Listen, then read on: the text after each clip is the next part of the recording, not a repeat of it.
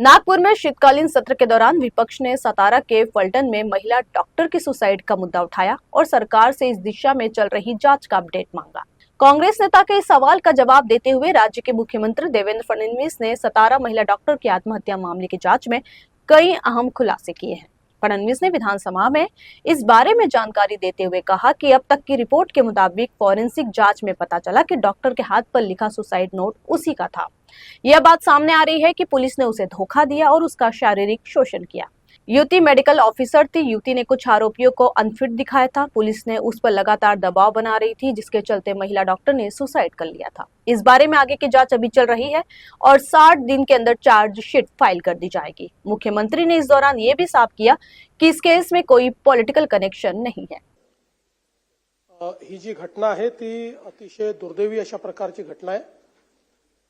एक महिला डॉक्टर हिने आत्महत्या केली आणि त्यातून समाजामध्ये देखील खूप मोठ्या प्रमाणात एक दुःखाची लाट देखील तयार झाली आणि म्हणूनच या संदर्भात आपण एसआयटी पण नेमली आणि या संदर्भात ज्युडिशियल इन्क्वायरी पण आपण नेमलेली आहे, कमिशनही नेमलेलं आहे। आतापर्यंतच्या तपासामध्ये जे 3 मुद्दे सन्माननीय सदस्यांनी या ठिकाणी उपस्थित केले त्यात फॉरेन्सिकचा जो रिपोर्ट आलेला आहे त्या रिपोर्टप्रमाणे त्या डॉक्टर महिलेने जे काही तिच्या हातावर लिहिलेलं आहे ती तिचीच हँडरायटिंग आहे या संदर्भात निष्पन्न झालेला आहे, तसा रिपोर्ट आलेला आहे। दुसरा जो काही विषय या ठिकाणी त्यांनी मांडला की हे जे काही आरोपी आहेत त्या आरोपींनी दबाव आणला का, तर मुळामध्ये या सगळ्या केसमध्ये हे जे पोलीस अधिकारी बदने आहेत या बदनेंचं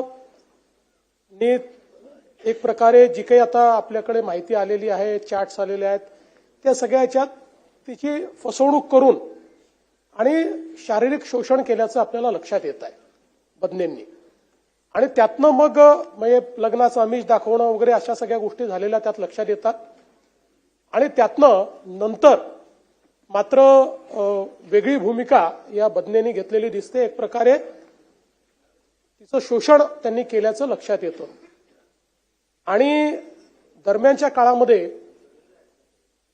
जी काही त्या ठिकाणी वेगवेगळ्या प्रकारे, कारण ती मेडिकल ऑफिसर होती, तर मेडिकल मध्ये ज्यावेळेस एखाद्या आरोपीला अटक होते त्यावेळेस तो अटकेकरता फिट आहे की नाही या संदर्भातला रिपोर्ट घ्यावा लागतो।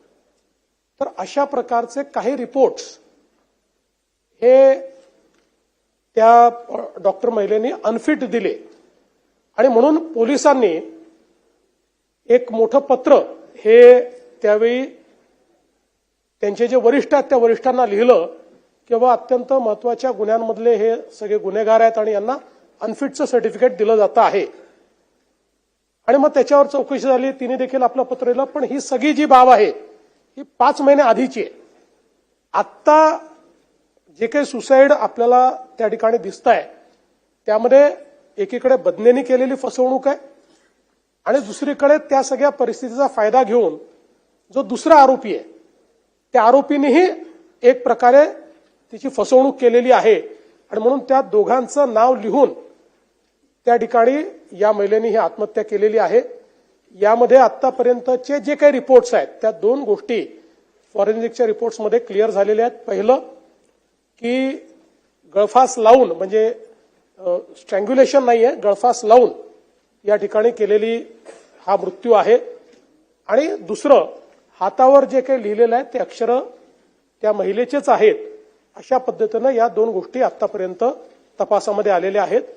अजून हा तपास आपण कन्क्लूड केलेला नाही, आता याची चार्जशीट लवकरच दाखल होईल, पण पॅरलली अनेक गोष्टी या ठिकाणी सांगण्यात आल्या आणि म्हणून त्याचीही स्वतंत्रपणे चौकशी करण्याकरता एक आपण न्यायाधीशांची नेमणूक केली आहे, तेही याची स्वतंत्र चौकशी करतायत आणि हा जो पोलिसांचा तपास आहे हाही महिला आयपीएस अधिकाऱ्यांच्या माध्यमातून चाललेला आहे।